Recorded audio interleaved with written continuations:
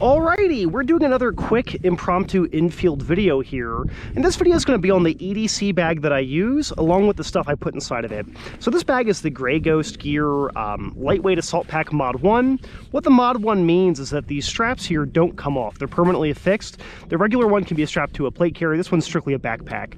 Now, I've been using two of these. One is an EDC bag and one is a gym bag for the last basically about 2.5 years here, and I've been very pleased with it. I like how lightweight they are. The material's a nice lightweight nylon ripstop. It's pretty water resistant and it holds all my crap while not being too heavy. So I wanted to go over what I carry and how I pack it into the bag here. Starting with the outermost compartment here, which this is one that has Velcro, so they kind of intend for you to put like a handgun or something in here. I do keep my most important things at the front.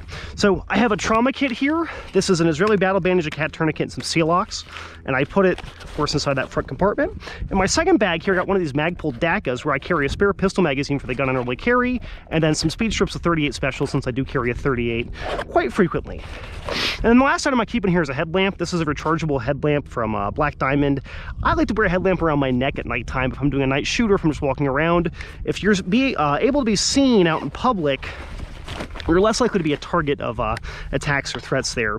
Going into our main compartment, I do carry two Zoid bags here, plus two fixed blade knives. I have a light duty fixed blade knife. Essentially, this is my cooking knife. I treat it as though it's like a paring knife. I like to have a sharp blade whenever I want to go cook something because dull knives are how you get cut. When I travel to friends' houses or my girlfriend's place, I can bring my own knife and cut and use that. And then I carry a little bit heavier duty knife.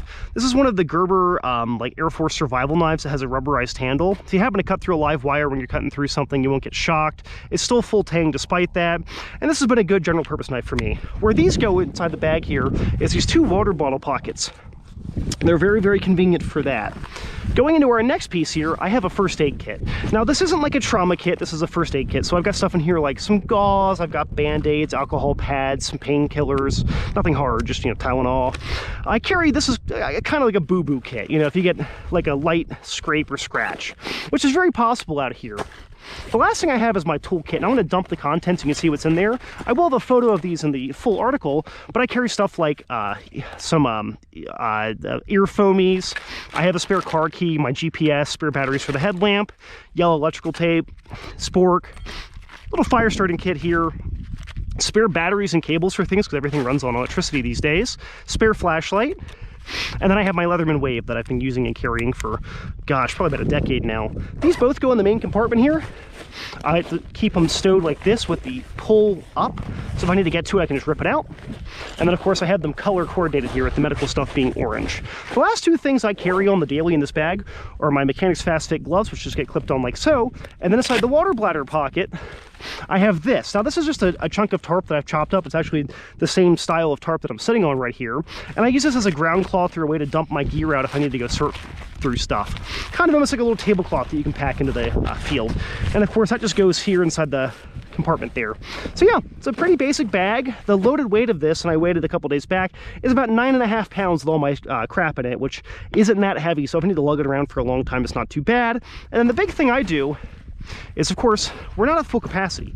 I can cram a spare coat in here, spare pair of pants, whatever it might be, and I've got extra expansion room in case I needed it, right? I'm only really using about half that space.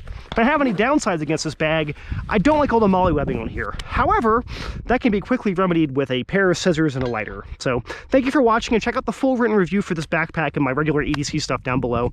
Thank you.